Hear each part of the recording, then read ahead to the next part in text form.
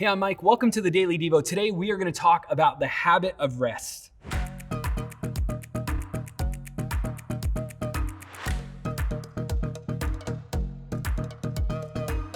Have you ever caught a yawn? You know, somebody yawns and probably right now you're yawning. When somebody does that, all of a sudden you yawn so big because it's so contagious. I mean, even the idea or the thought of yawning sometimes makes me a little drowsy. Maybe you have had a day like that. A day where you're just tired. Maybe you've had a week like that where you just feel completely exhausted. It could be mentally, it could be physically. Maybe you're even just emotionally drained at times. It's that feeling of being empty. And I don't know one person that hasn't had the experience of feeling tired or running on fumes. So how do we fix this problem? How is it that our culture is so exhausted, and what is it we can do to fix it? And the simple, obvious, but sometimes hard answer is that we need more rest.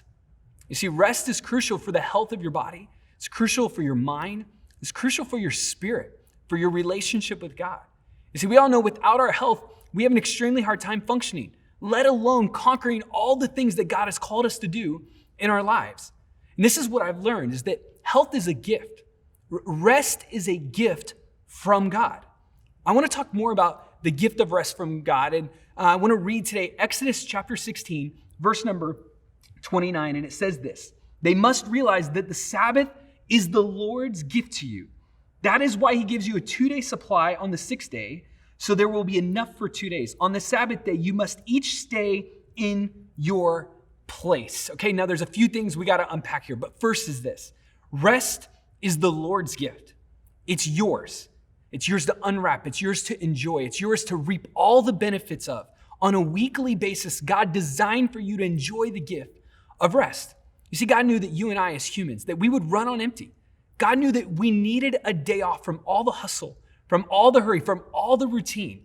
And so graciously, God gives us this gift, and he invites us to remember a day of rest with him every single week. It's called the 7th day. We also see in this verse that it mentions that God will give a 2-day supply. Maybe you're wondering what that means. Well, this is from a time when God would give food supply that would only last for 1 day. And then the next day, the people would go out and they would gather fresh food. Again, it was a routine part of their workday, is gathering food.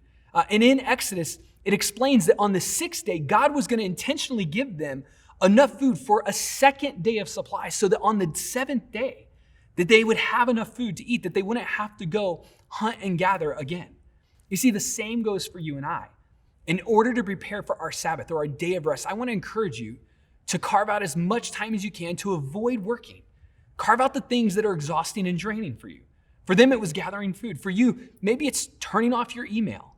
The point isn't to do zero of anything on the 7th day. The point is to avoid things that drain us, that cause us to be tired, and to make time to turn it off, to chill out, to hang out with the family, to talk to God, to spend more time with him, to sit by the pool, to focus and prioritize your walk with Jesus and the people that he has placed in your life, a day of rest. So I want to encourage you to find a 7th day in your week. Rest, relax, hit pause, and focus on the time that you have with God.